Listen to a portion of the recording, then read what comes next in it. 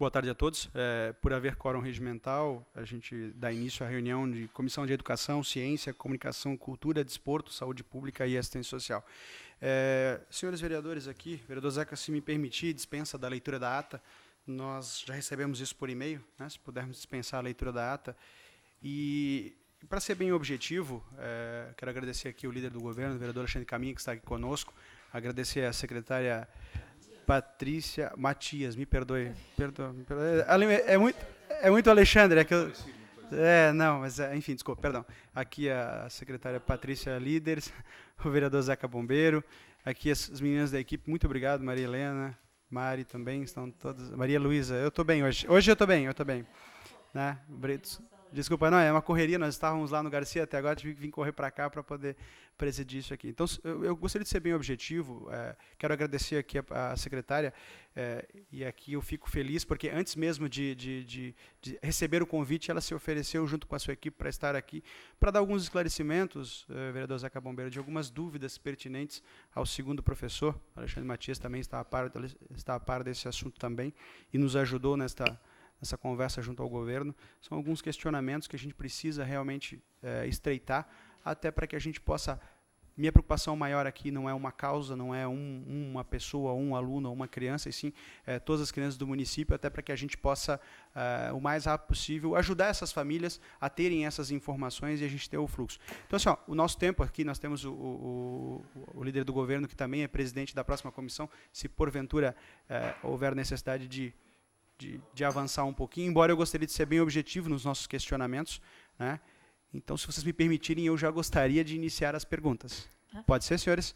Senhoritas? Só, acho que em consideração até o telespectador e a comissão da Câmara de Educação, na última vez que eu estive aqui, eu fiquei com 2 pendências e eu gostaria de dar o retorno. Pode ser? Por favor. Então, era o retorno sobre a inserção das vagas das ONGs, né, que eu até havia prometido para você o retorno, e para os telespectadores, eu acho que é importante a gente registrar. Ficou para nós um trabalho interno para que as novas vagas sejam da fila única. Então, a gente vai ter esse cuidado, primeiro passar na procuradoria até para ver o amparo legal da compra dessas vagas, mas o cuidado da inserção para ser da fila única. E o outro questionamento que foi do vereador Adriano Pereira era a ocupação do espaço Santa Terezinha, na qual a gente poderia ver o imóvel para tornar uma política da educação. O Santa Terezinha pertencia ao Estado, porém, hoje ele pertence à Escola Shalom. Então, não tem como o Estado fazer a doação, porque quem vai tomar a frente daquele espaço era Shalom. Eram as 2 pendências que eu tive na última Câmara, então gostaria de... Muito bom, agradeço. Uma conversa aqui com a Priscila, que coordenou toda a questão do Março Roxo, enfim, Ana Paula, né? Também com a Ana Paula, também, que é presídio, faz parte da AMA também, da questão do autista, aqui o vereador Alexandre Matias fez vários projetos aqui com relação ao autismo. Então, tem alguns questionamentos que elas me passaram que eu fiquei um pouco preocupado, né? E aí a gente, vamos ter certeza que aqui a secretaria vai se dar todas as explicações para a gente. Um dos questionamentos aqui é como funciona o processo do pedido do segundo professor. Como é que é o processo? Principalmente assim, uma preocupação maior, o regramento, para que a gente possa ter claro, para que os pais nas escolas possam fazer esse pedido. Como é que funciona esse primeiro passo, desde o começo do pedido até toda a formalização, até sair lá uma positivamente ou uma negativa para o pai?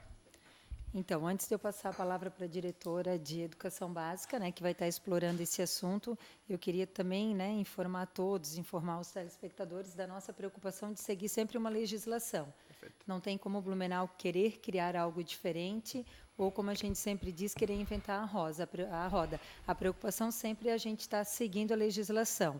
E no ano de 2016, quando a Maria Luísa pertencia à Gerência de Educação Especial, início de 2017, ela trouxe para nós, né, não é nenhuma política nova, a política é a mesma política de educação especial. Na verdade, existe uma política apenas, né, não existe criar novas políticas. A Maria Luísa trouxe para nós a nossa preocupação, que muitas vezes, aonde estávamos querendo incluir, estávamos excluindo as crianças.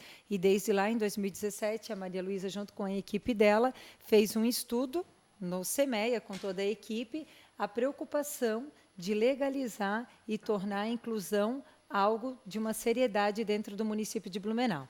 Então, depois desse estudo feito com o SEMEA, tivemos um trabalho de formação com os diretores da rede, onde todos os diretores receberam a formação.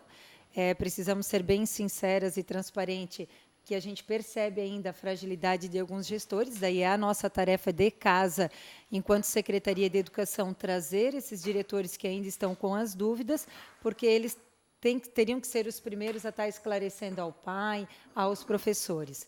Então, eu passo agora a palavra para a Maria Luísa, que ela vai poder estar explorando para nós. Então, boa tarde a todos, boa tarde a todas. Talvez o que eu irei falar aqui já, tanto a Priscila e a Ana Paula já tenham conhecimento também da política, mas eu precisaria fazer um histórico para a gente chegar até o professor de apoio pedagógico, né?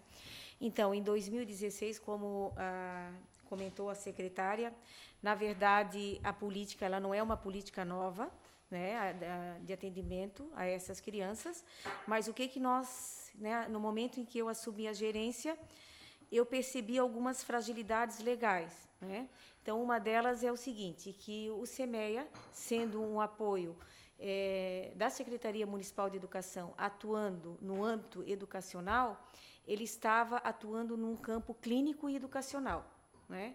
E aí a gente foi averiguar, fui estudar a legislação e percebi que a gente poderia ter uma improbidade administrativa ali, porque no âmbito educacional não tem como a gente atuar nas questões clínicas. Então, a primeira questão que veio, as primeiras dificuldades, foi em relação às profissionais que estavam lá, né? Então, elas faziam um trabalho fragmentado, elas estavam com desvio, na verdade, da sua atuação, porque elas estavam atuando na parte clínica, no caso, as fonos, as psicólogas, né? Então, o primeiro questionamento delas é assim, e aí como é que fica? Nós vamos continuar atuando de forma clínica, porque nós não temos preparo algum aqui dentro para fazer nenhum procedimento clínico. A partir do momento que uma criança venha a ter qualquer situação ali, elas não teriam apoio nem instrumentos necessários para fazer aquele atendimento e principalmente o socorro. E até sujeitas também que elas estavam já ventilando a possibilidade de entrar com uma ação, né, contra o município em função do desvio de função delas. Então, o primeiro momento, a primeira preocupação que eu tive, então, foi de ajustar essa questão. As 6 horas delas, que elas trabalhavam 32 horas, e ordenar uma equipe multiprofissional que, nas nossas diretrizes básicas da educação básica do município, né, se vocês pegarem lá no artigo 53, ela fala do atendimento educacional e fala também do atendimento do professor de apoio pedagógico. Então, a partir desse momento, nós começamos a reestruturar. Nós criamos essa equipe multiprofissional, que hoje nós temos 4 pedagogos, alguns são itinerantes, né? Nós temos 2 fonoaudiólogos, temos 2 psicólogos e todos eles hoje atuando no campo educacional. Eu também tive essa preocupação de olhar no Estatuto do Servidor, né, principalmente as fonos, quais seriam o campo de trabalho delas. E lá está, né, que pode ser tanto na saúde, como nos recursos humanos, como na educação. Então, elas estavam prestando serviço educacional, mas naquele momento clínico. Então, a gente ajustou essa situação. E aí nós começamos, então, a trabalhar nessa questão eminentemente pedagógica. Então, o SEMEA, além de ter essa estrutura agora multidisciplinar, né, dentro do SEMEA, nós temos o atendimento educacional especializado, que são aquelas crianças, né, com deficiências, que elas vêm no contraturno escolar na educação infantil e é feito esse atendimento, então, para essas crianças, né? Então, essas crianças recebem um apoio, estimulação, adaptação curricular. Então, dos CIs acontece dentro do SEMEA. Agora, das escolas, acontecem dentro das escolas, porque nós temos 27 escolas, salas de recursos, que é uma verba do governo federal. Então, acontece dentro das escolas. Então, nós temos uma professora da sala de recursos, que ela vai dar todo o suporte para todas as pessoas, os profissionais que estão lá dentro daquele local. Então, também é o atendimento no contraturno, elas fazem a itinerância dentro da sala de aula com os professores de apoio pedagógico, né? E nós estamos para receber mais uma escola, uma sala de recurso no Pedro I, que a gente está aguardando do governo federal, então, né, todo o recurso e todos os instrumentos, né? Então, hoje, o SEMEA ele atua de uma forma então, eminentemente pedagógica. Então, vamos lá, em relação ao professor de apoio pedagógico, então, né? Por favor, só usar o microfone. Então, só para eu entender, assim, para ficar bem claro, né? Sim. Então, a função exata do SEMEA hoje, depois dessa reestruturação, eu acho que a gente sempre tem que evoluir, né? Sim. Essa reestruturação, a função hoje do SEMEA é orientar, então, os profissionais que lidam com as crianças com necessidades especiais, cada qual a sua, né? Lidar com esses professores e conseguir também fazer um atendimento no contraturno para as crianças que estão em CI, né, que é aquela estimulação, né, aquela situação lá. Então, a função do SEMEA é essa, qualificar a mão de obra dos professores de apoio, vamos dizer assim, só para eu pegar o raciocínio aqui, e ainda fazer o atendimento lá para as crianças do CI antes do ensino fundamental. Essa é a função. E daí agora parou com a ideia do clínico. Não tem mais. Não tem mais. É que legalmente nós não estamos amparados a educação realizar trabalho clínico. Isso. Então, na verdade... E eu podia pedir um exemplo de trabalho clínico? Eu acho que a Ana Paula, até na especialidade dela, ela até pode me auxiliar. Por exemplo, as fonos, né? Então, quando elas estavam no SEMEA, elas estavam atuando na parte clínica, que seria aqueles... Né, eu acho que o trabalho da fono, né, que seria... A parte de linguagem, linguagem oral escrita, né? Eu concordo, Maria Luísa, com toda essa reformulação que foi feita. Sim. Né? Acho que sim.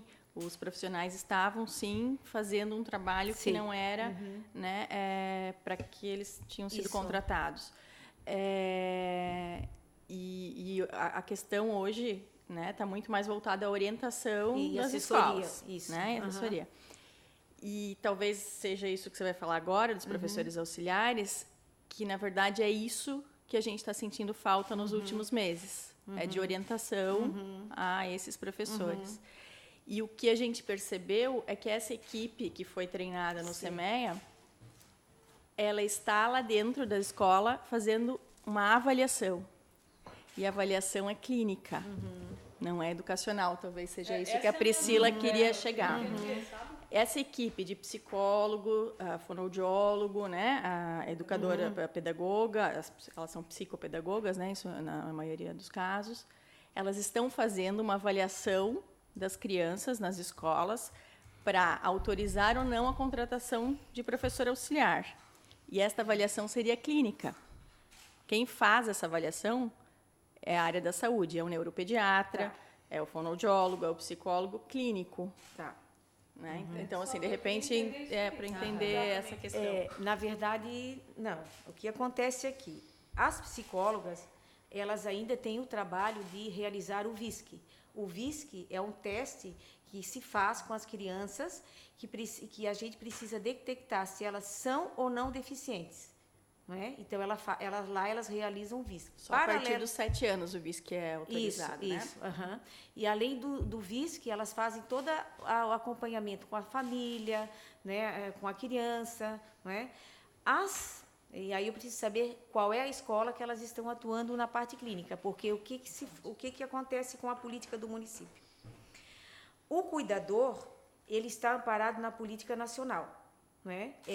O cuidador é aquele que troca, né, as fraldas, que ele se alimenta as crianças, que é aquele cuidador daquela criança realmente que tem uma deficiência mais severa. Né?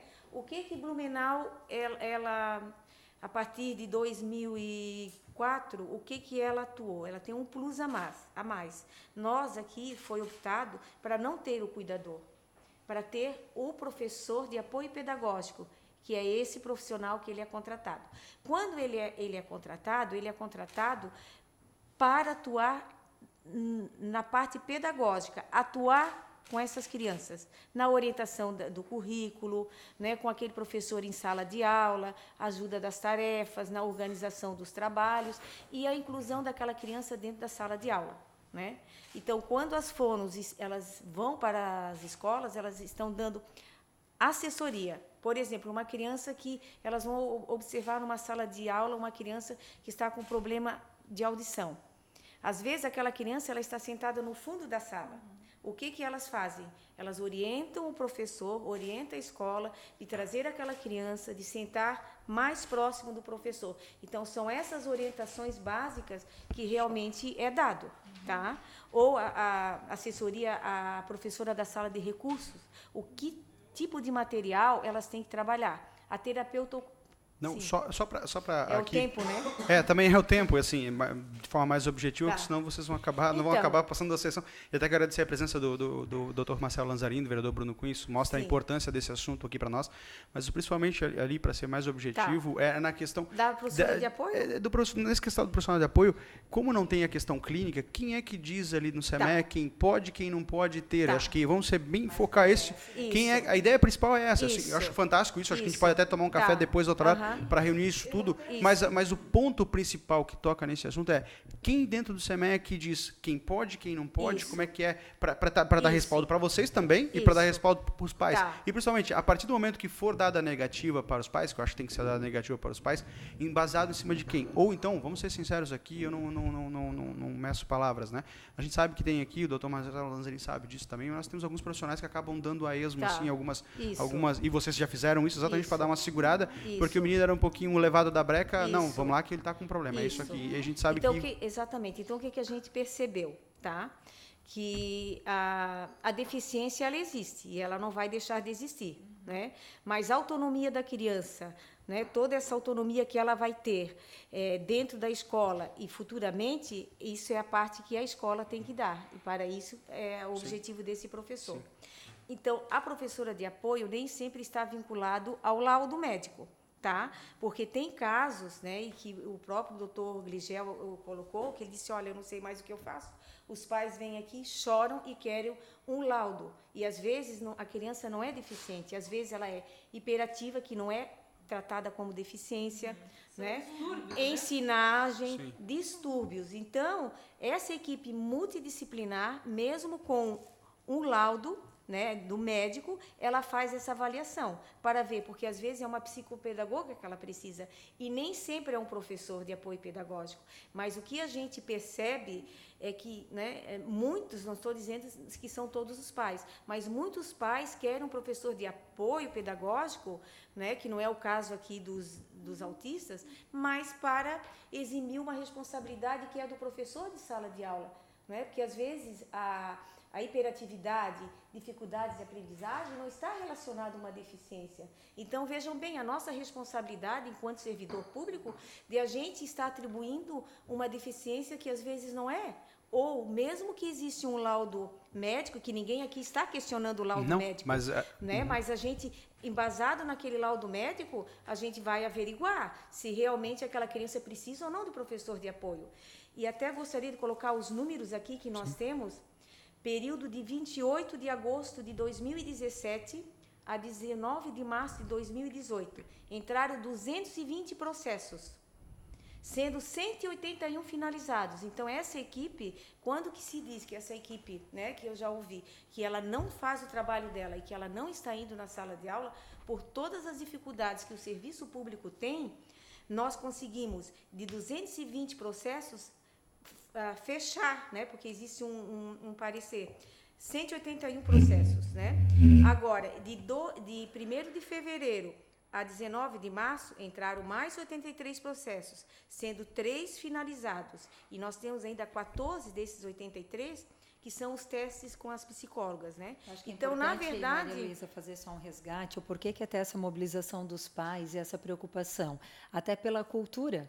Antes acabava, e daí aqui a gente não está julgando pessoas e cargos, acabava vinculando o professor de apoio com laudo médico, e agora não mais. Então, por isso, desse trabalho. Foi 1 ano e meio de formação com os professores, 1 ano e meio de formação com os diretores, e é claro, a gente está mexendo numa cultura que legalmente a Secretaria de Educação não pode fugir do amparo federal. Então, é claro que vai gerar, sim, um desconforto. Mas aí eu entro na segunda pergunta. Uhum. Em todo esse apanhado que tu me fizestes, né, eu acho, já que tem todo um trabalho Sim. continuado, por que daí quando a gente vai fazer a rematrícula, a visita técnica, eu tenho que fazer tudo de novo? Enfim, não há necessidade. Para ter que fazer de novo, tem que esperar, o aluno já está no andamento, vamos supor, um aluno que já veio do CI com esse problema, enfim, o que já está, acompanhamento, aí eu vou ter que esperar fazer todo o trabalho de novo, retrabalho de novo. Até o laudo médico está interessante, porque a gente tem, mas é evolução. Assim, porque para poder contratar educação, a gente trabalha com fase de desenvolvimento. Então, por exemplo, eu tenho uma certa dificuldade, né? Mesmo eu tendo ali vamos colocar os autistas leves, não sei se, né, eu posso dar esse exemplo aqui, né? Às vezes eles têm uma facilidade de interação social e de comunicação. Então, naquele momento, ele vai precisar daquela professora para trabalhar a autonomia dele e trabalhar essas dificuldades, estou certa? E talvez o ano que vem essa criança superou essa barreira. Aí ele não vai mais precisar desse professor de apoio pedagógico, entendeu? Então, qual é a função da escola? É fazer com que as nossas... Não é o caso do severo, né, do moderado, porque a gente sabe que esse vai precisar desse professor. Outras particularidades. Mas até o DAO, dependendo o grau dele, ele consegue ter autonomia. Aí, né, o doutor que está aqui consegue...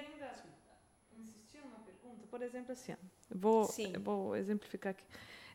A escola é o primeiro contato com aquela criança, né? Pensem lá no CI. A criança entrou no CI, conseguiu a vaga, passou na fila única, ótimo projeto, legal. Chegou lá. A professora percebe que o aluno tem algum distúrbio, alguma síndrome, alguma coisa. Sim. Daí, esse processamento, a escola manda para o CEMEA, daí o CEMEA agenda uma visita, daí essa visita tem um pedagogo, um fono, um psicólogo, tá? Estou só traçando o fluxo aqui. Daí vai lá, faz a visita, depois volta para o CEMEA, faz o estudo de caso e deliberam se tem ou não tem professor de apoio. Feito isso, eu queria entender isso aí. Sabe por quê? Fluxo, né? Sabe por quê? Porque assim, ó, primeiro, daí a gente pode ter falhas nesse fluxo. Eu não sei se esse é assim o fluxo mesmo, tá? A gente pode ter falhas nesse fluxo. Tendo falhas nesse fluxo, acontece o que aconteceu agora, gente. Acontece o que aconteceu agora.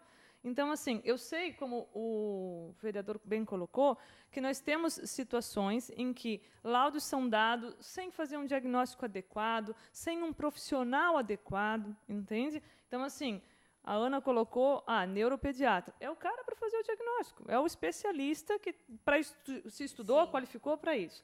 Então, a minha dúvida é essa, sabe por quê? Porque, assim, ó, nós, enquanto entidade, enquanto Associação dos Autistas, vocês não têm noção da quantidade de reclamação que a gente recebe, algumas com fundamento e outras porque a criança é um pouquinho agitadinha e insiste em laudo. Exatamente. Nós temos um grupo de mães, eu fui em 3 médicos e nenhum médico me deu laudo. Poxa, então será que realmente os médicos estão errados ou você que está errado? A gente faz isso, nós não somos coniventes com laudo de rodo. Não é isso, nós não somos coniventes com isso, né? Porque esse diagnóstico errado aí também não faz bem nem para a criança e nem para a estrutura pública, porque é um gasto desnecessário, né? E sem fundamento.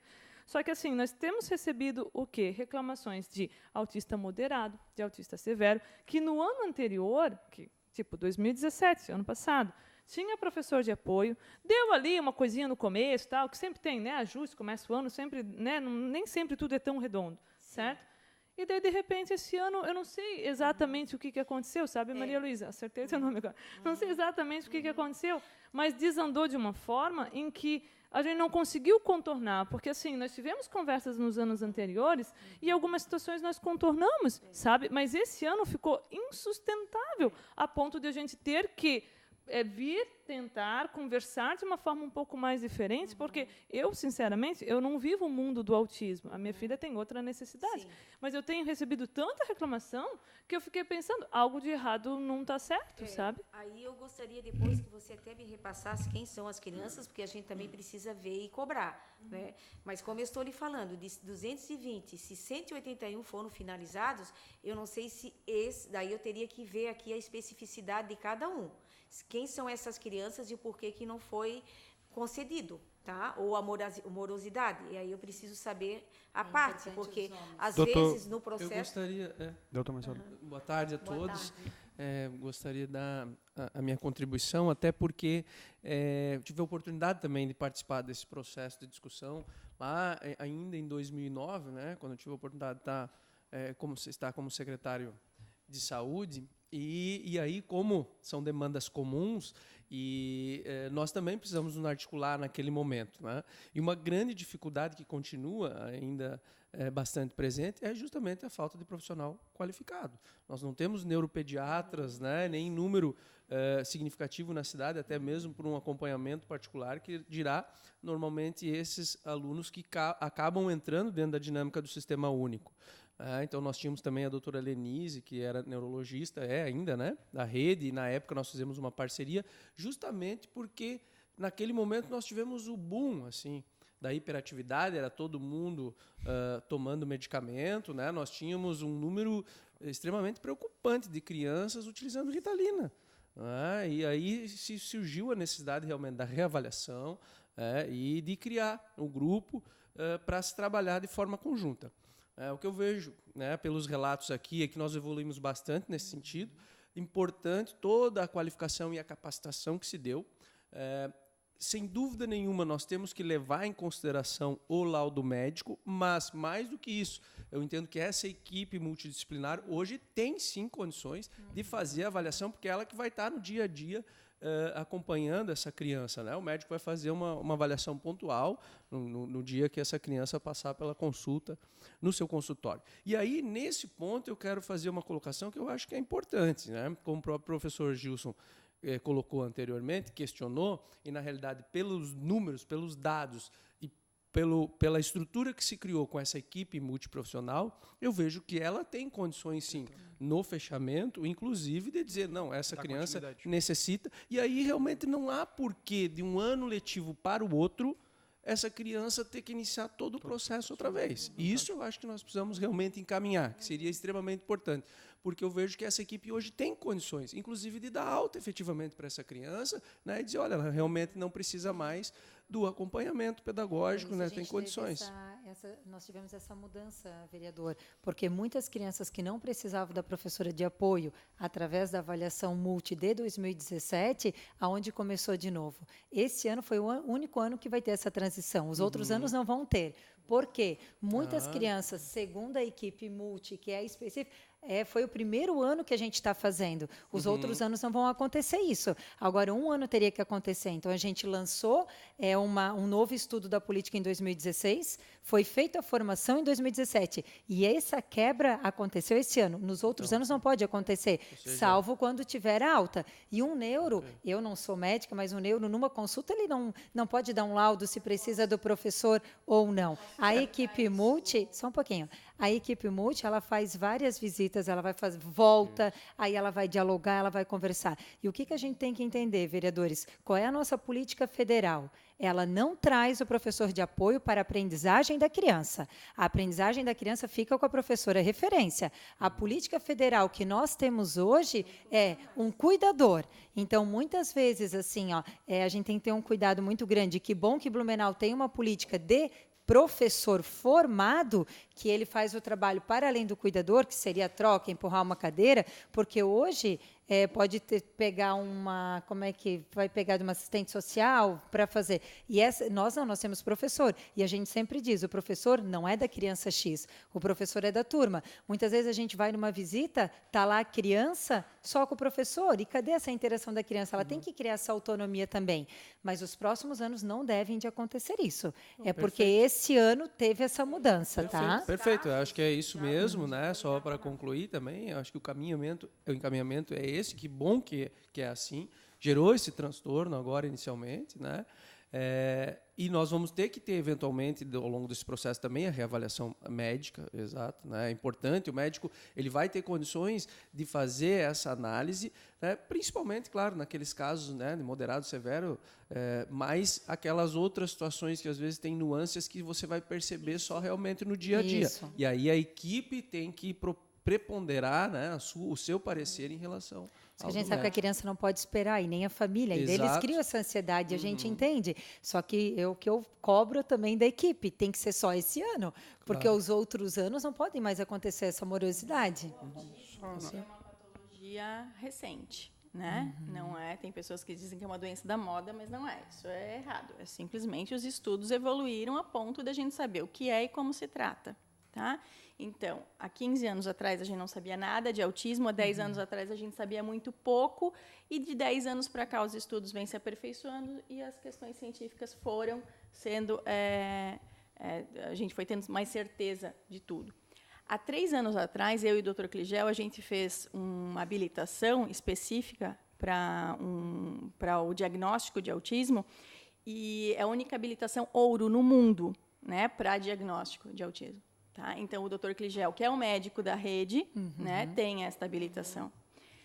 É uma avaliação extensa e, às vezes, ele não consegue terminar isso num consultório, né, numa consulta de SUS. Né? Então, ele manda para a AMA ou para a Eurípides Bazanufo, que sou eu a responsável técnica e que avalio todas as crianças das 2 ONGs, né, para eu dar a certeza ou não. Então, hoje, não existe mais dúvida no autismo. Ou é ou não é. De 0 a 3 anos, nós temos bebês de 6 meses com suspeita de autismo e a gente já diz, sim, tem sim, todas as características de autismo. A partir dos 3 anos, a gente determina grau. É certo, é objetivo, é aquilo, a gente não tem mais dúvida sobre isso. Né? E, hoje, a gente sabe que a criança estimulada dos 0 aos 5 anos... os sintomas podem ser controlados quase que 100%, principalmente autistas leves a moderados. Então, com o tratamento certo, o autista moderado passa para o leve, tá? Do 0 aos 5 anos. Por isso que a gente precisa fazer o diagnóstico precoce e por isso que essa criança precisa ter uma intervenção adequada na escola. Essa preocupação dessa criança estar lá na educação infantil sem um professor auxiliar, ou que eu gosto de chamar mais de segundo professor, porque pela lei não é o cuidador que deve estar com essa criança, é o segundo professor, sim, isso está na lei federal. Tá? E esse segundo professor ele tem que estar atuando com esta criança naquelas 4 horas que ela está na escola para a gente conseguir o resultado efetivo desse tratamento. Né? Não é, ela não vai mais aprender a partir dos 5 anos? Claro que vai aprender, ela vai aprender o resto da vida. Né? Mas a velocidade que o cérebro dessa criança se desenvolve nesse período da vida...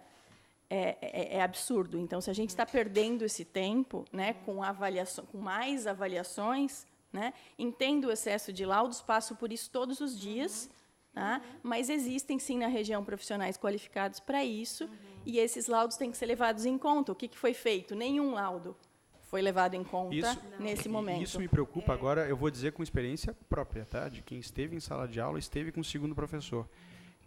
E aí eu digo no ensino médio e ensino fundamental, né? O caso de vocês aqui, mais ensino fundamental. Mas me preocupa isso. Às vezes tem professora que acha que vai ficar do ladinho da criança para ela se comportar. Não é isso. Muitas vezes eu chamei a atenção. Vem cá, queridinha, você pode dar aqui os exercícios, a mesma atividade que eles vão fazer. Obviamente a gente sabe as limitações, mas você vai sentar do lado dele, sim, e vai auxiliá-lo, parece que é um segundo professor para fazer.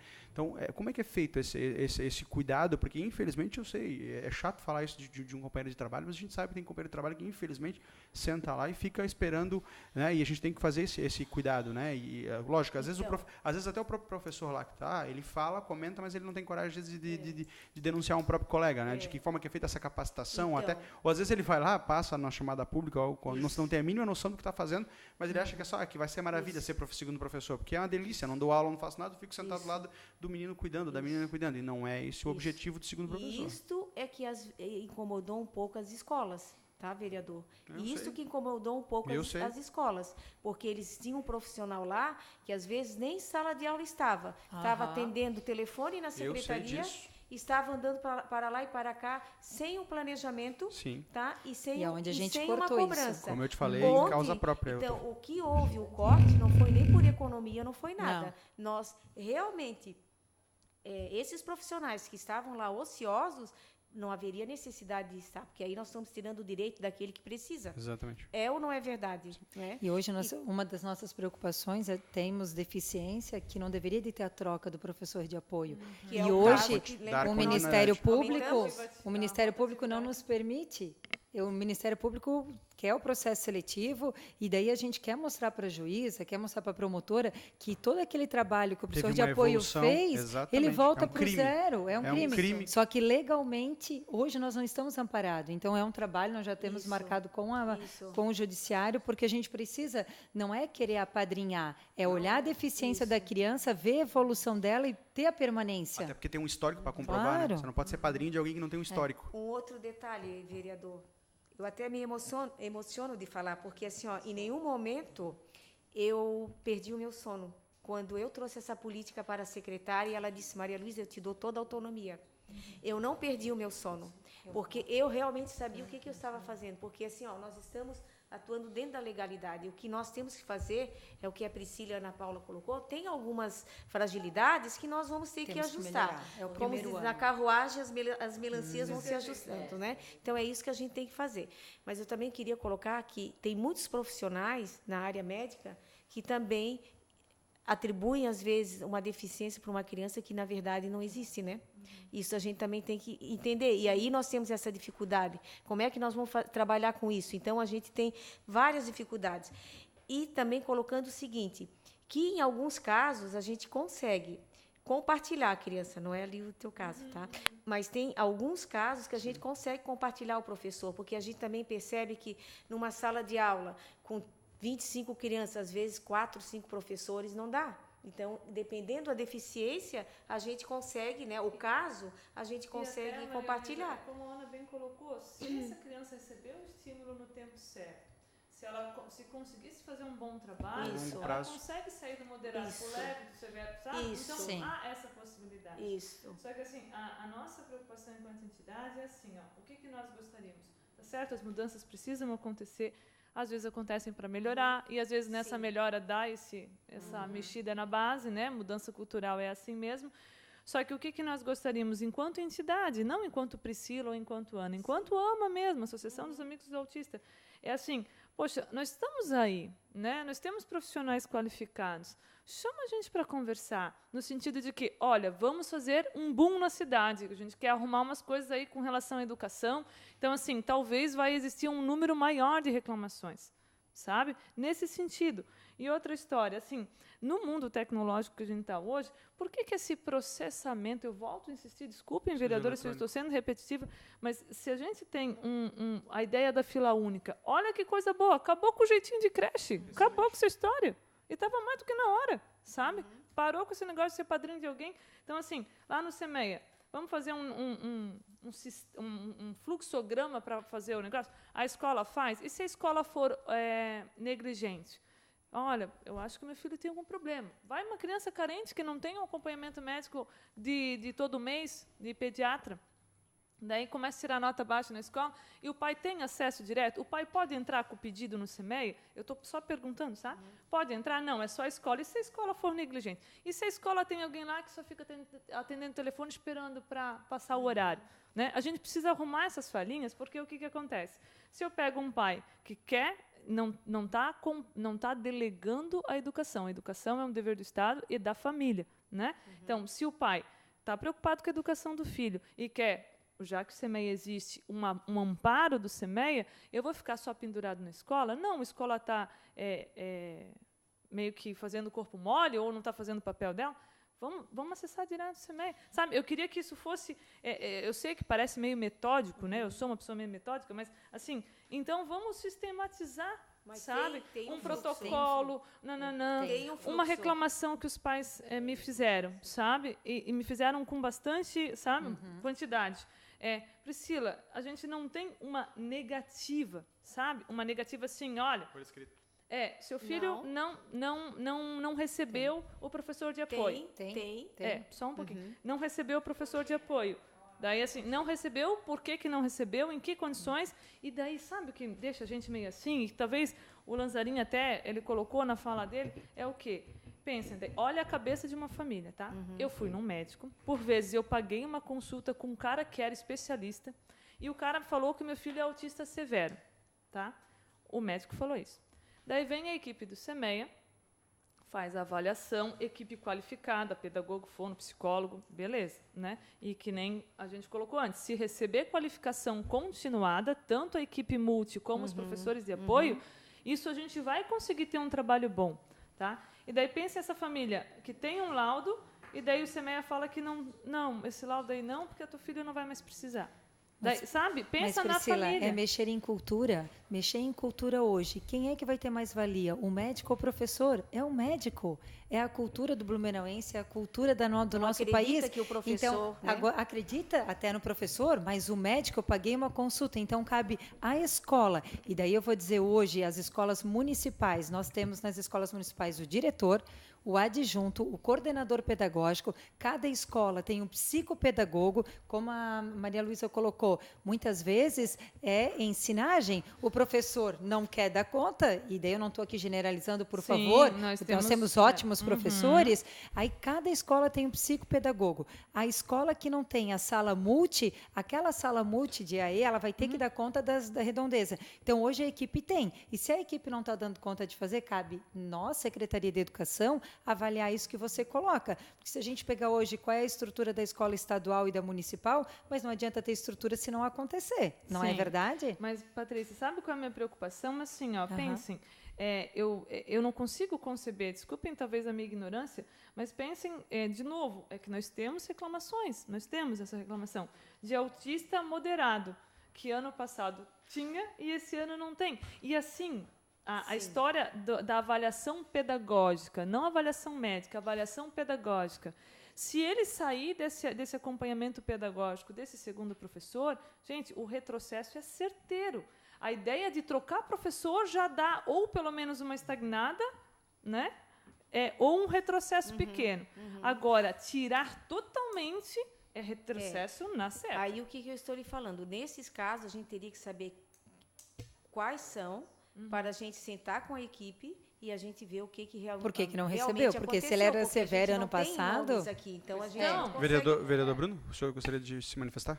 Bem, primeiro, parabenizar, porque eu acho muito produtiva aqui essa reunião discutindo, né, em ponto, e falando sobre essa questão do Ministério Público, porque a gente sabe em outras situações que às vezes tem alguns entraves burocráticos, a possibilidade aqui de marcar uma conversa com o Ministério Público, porque se for o caso, até mais para frente, explicando essa realidade, a gente tem outras secretarias, até alguns termos de ajustamento de conduta que acabam acontecendo para tentar trabalhar com a questão real, né, porque muitas vezes a gente sabe que do ponto de vista de legislação, e digo sendo advogado aqui, às vezes se cria a legislação, mas não se conhece a realidade. Aí aquela legislação que está criada, ela não é efetiva para a situação, porque me parece que não é muito adequado se está sendo feito um acompanhamento, né, ao longo do tempo, que a gente tem uma ruptura nessa questão. Eu acho que dá para a gente dialogar e procurar fazer essa conversa aqui, vereador, justamente com o Ministério Público, porque numa dessa há uma compreensão do Ministério Público e conseguimos fazer algum termo aqui de ajustamento de conduta, como se fez em outras áreas aqui da cidade. E até nós precisamos mesmo, porque assim, daqui a pouco nós estamos aí com mandados que até porque o Ministério não conhece a política. Então é lógico, né? Ela vai se embasar naquilo que às vezes vem e até por a legislação em si, mas assim, a política da educação especial, ela é mais complexa. A minha maior preocupação é a família que não tem condições, a menos favorecida, que está lá na escola, que o filho, a professora vai reclamar, ele vai chegar em casa, ele vai apanhar porque ele incomodou, não conhece a deficiência. Aí o pai que tem condições, ele vai na juíza, a juíza vai mandar a gente dar ao professor e muitas vezes não deveria. Então a gente quer atacar principalmente os menos favorecidos, porque o direito é da criança. E a gente tem essa avaliação da continuidade dos professores quando o processo foi para 2 anos. As próprias psicopedagogas falaram para nós. Nós tivemos em Blumenau 2016 e 2017, onde continuou 2 anos o processo seletivo sendo o mesmo. E teve um avanço, porque a criança continuou 2 anos. Porém, não podemos mais fazer, ok? Agora, isso já está registrado, a gente já tem até reunião com a promotora e com a juíza. É pauta para nós. Se a gente não conseguir alcançar, quem sabe com o legislativo também, para que a gente tenha uma força maior. Porque no caso dos autistas ali, que a gente comentou aquele dia, né, na nossa reunião, é importante os casos moderados severos, que eles venham com esse professor, né? Eles tenham esse acompanhamento até o final do ano dele, né, que seria o nono ano. E só complementando, no caso deste aluno, né, aquele aluno que tem o segundo professor foi muito bem trabalhado na educação infantil, entrou no primeiro ano, tem autonomia, tem independência, pode ficar sem professor auxiliar? Pode. Agora, a única coisa que a gente pede enquanto associação é que esta avaliação tenha critérios, siga um protocolo e que este protocolo seja discutido com os profissionais envolvidos no caso e com a família. Tá? Ninguém quer que o seu filho fique a vida inteira com um professor auxiliar, não é isso. Tudo que as famílias mais desejam é que seus filhos sejam autônomos e independentes. Eu preciso realmente finalizar, a gente já extrapolou o tempo do tempo, né? Agradecer aqui o vereador Matias, que abriu essa exceção para que nós pudéssemos avançar na comissão dele, e eu preciso realmente finalizar. Então, se a gente pudesse fazer só as considerações finais aqui, abrir rapidinho o espaço para cada um fazer rápido e breve, porque assim, a conversa foi importante, eu acho que é isso mesmo, não se ganha nada no grito, acho que a gente tem que dialogar, tem que construir, eu acho isso, eu admiro na Secretaria e acho que tem que ser isso, nós temos que admitir, há falhas, nós reconhecemos essas falhas e nós queremos consertar essas falhas. E aí, obviamente, do outro lado também a gente tem que entender, a gente conhece as falhas, a gente quer consertar, quer ajudar a construir. Eu acho que esse diálogo, essa conversa produtiva, como diz aqui o vereador Bruno Cunha, construir pontes, é isso que a gente consegue avançar, e quem vai ganhar é a nossa cidade, quem vai ganhar são as nossas crianças. Então, assim, se realmente a gente puder só fazer as considerações finais, e depois eu acho que essa conversa vai se alongar, acho que aqui vocês já se conhecem muito bem, a gente pode continuar agora num outro momento. Todos esses questionamentos aqui já foram aprovados na terça-feira aqui por todos os vereadores, para que vocês possam fazer isso formalizado, enfim, por escrito, né? Tem todo o tempo jurídico, mas é importante isso aqui para a gente realmente ter essa conversa, ter esse diálogo. Então, se a gente pudesse, Patrícia, né, fazer uma consideração final aos vereadores aqui que tiverem... Opa, desculpa, perdão. Primeiro agradecer, né, eu mesmo solicitei esse espaço, agradecer elas, né, que sempre fizeram a defesa não individual, isso é muito importante. Hoje a gente tem associação, às vezes a pessoa quer resolver o seu problema, elas sempre falam enquanto sociedade, enquanto ONG, e dizer para vocês que houve sim essa, não é mudança de política, essa reestruturação para seguir uma legislação. Precisamos sim melhorar o fluxo, é o primeiro ano. Porém, eu acho, o que eu senti aqui no diálogo, falta a família ser ouvida, por isso que você não vai ter, por isso que deixou de ter ou vai ganhar. E é claro, é o primeiro ano. Então, o primeiro ano ia ter, sim, essa ruptura, ela vai gerar isso, vai ter sempre. Quando mexe em cultura, vai ter sempre. E eu até acho que a gente não teve, eu até cobrava da Maria Luísa, eu disse, gente, vai ter muitos ruídos. E veio depois. E eu dizia, eu estava aguardando. A gente sabe, a mudança ela traz. Agora, quem é o foco? É a criança e o adolescente. É a qualidade da aprendizagem dele. Então, isso ele não pode perder. Quem tem direito vai ter que ter o professor de apoio. Eu gostaria também de só parabenizar, realmente. É uma discussão importantíssima, sem dúvida nenhuma não vai acabar aqui. Quero dar o meu testemunho, né, como eu coloquei anteriormente, da percepção, né, da evolução positiva dentro desse contexto. Também percebi que eu acho que está faltando um pouco mesmo de diálogo, assim como na saúde, quando você tem um paciente que tem várias comorbidades e você atua de forma multidisciplinar, você tem um plano terapêutico para ela, né? Essas crianças, sem dúvida nenhuma, com a avaliação dessa equipe, ela vai ter um plano pedagógico. Então, essa família ela tem que estar ciente desde o início. Isso. E muito mais. Ao longo do processo, ser ouvida várias vezes. Olha, nós estamos acompanhando a situação, está assim, a perspectiva, inclusive, talvez é que o próximo seja o último ano, ou não, ainda nós vamos... Então, esse plano pedagógico, interagindo de forma bastante significativa com a família, eu tenho certeza que praticamente, né, consegue, eu não digo eliminar, mas, sem dúvida nenhuma, acabar com esse ruído e dar mais tranquilidade, tanto para quem está lá com o aluno em sala de aula, e principalmente para os pais que também estão ansiosos, né, com essa questão. Então, era isso. Bom, então, assim, enquanto entidade, eu acho que a gente pode firmar agora, né, um compromisso que já vinha acontecendo, às vezes mais frequente, mas outras nem tanto, mas firmar um compromisso, então, enquanto entidade, que a entidade fosse ouvida, né? E que já que a gente está mudando, e talvez seja para melhor mesmo, vai fazer barulho? Vai, mas, enfim, mas que a entidade fosse ouvida e que nessas rupturas maiores, olha, a gente está fazendo isso aqui, tá? Vai fazer barulho? Vocês dão suporte? A gente podia dar esse suporte para a família. Olha, a gente sabia que isso ia acontecer, tá, família? Então, espera um pouquinho, Esse ano vai demorar mais um pouquinho, sabe? A gente podia ter feito essa ponte, sabe? Então, eu gostaria que essa conversa não acabasse por hoje, que a gente sentasse. Nós estamos fazendo esse levantamento que você já havia nos pedido antes, tá? Mapeando exatamente quais são os problemas, né? Individualmente, né? Com cada família. Penso que a gente podia estender essa conversa para uma outra oportunidade, porque existem outras fragilidades. E agora, enquanto mãe, Patrícia, né, eu sei dividir bastante as coisas, mas enquanto mãe, só queria deixar bem claro o que a Ana colocou, o que nós, pais, queremos dos nossos filhos com necessidades especiais, sem sombra de dúvida, é a autonomia. Que eles possam viver em sociedade sem dependência de ninguém. É o que mais a gente deseja. Que o mais próximo do igual, do coleguinha do lado, ele seja. Né? Então, a gente está trabalhando para isso, sabe? E talvez a gente tenha se excedido em algum momento, em uma das nossas reuniões, mas é que a gente consegue separar até certo ponto. Né? Nós somos seres humanos ainda, né? E vamos continuar sendo, mas, por vezes, essa divisão não consegue ser tão clara. Tá? Eu acho que é isso que a gente pode colocar enquanto entidade. Queria aqui ver as observações. Assim, entendemos aqui que é um lado de adaptação também dessa reestruturação da política pública. De outro, acho que fica muito claro essa necessidade de um diálogo maior em relação ao esclarecimento para os pais e da própria entidade, se colocando aqui, querendo ajudar nesse processo de construção. Isso é muito importante. Me vem duas ideias aqui. A primeira é de fazer esse diálogo com o Ministério Público, porque me chamou a atenção aquela questão ali da continuidade, que eu acho essencial. Eu acho que é importante a presença da entidade também.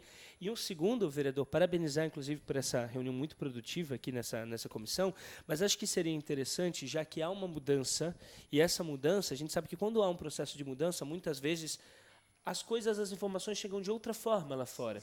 Então, distorcidas. Então, eu vejo, inclusive, a gente também foi muito acionado pela comunidade e a gente percebe aqui que várias questões que chegaram não são exatamente isso, né?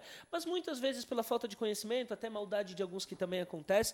Então, acho que seria interessante, até essa própria comissão, né, solicitar uma visita, talvez, à Secretaria de Educação para explicação melhor em relação a isso, para que seja feita uma matéria, isso possa ser até difundido com a participação de vocês também, para explicar, né, o que está acontecendo, quais vão ser os processos que a gente vai ter na sequência, para que a população e a comunidade possam entender e que, se tiver dúvida de alguém individual, a gente possa mandar o vídeo, possa mandar esse material para que possa fazer essa explicação. Então, até sugiro que seja solicitada essa questão. Vamos acatar as sugestões. Vereador Matias, por favor, considerações. Vereador, eu queria primeiramente parabenizar, da mesma forma que o vereador Bruno. Realmente, eu acho que o tema é bastante sensível. Parabenizar também a equipe de educação, que já prontamente se colocou à disposição. Parabenizar também a AMA, né? Eu também tenho conhecimento do trabalho maravilhoso que elas fazem. E, como líder do governo, como o vereador Justo falou, me coloco à disposição também. Eu sei do bom relacionamento de todos com a Secretaria de Educação, mas também me coloco à disposição para poder também ser mais um interlocutor nesse assunto tão importante aqui no município de Blumenau. Seria isso.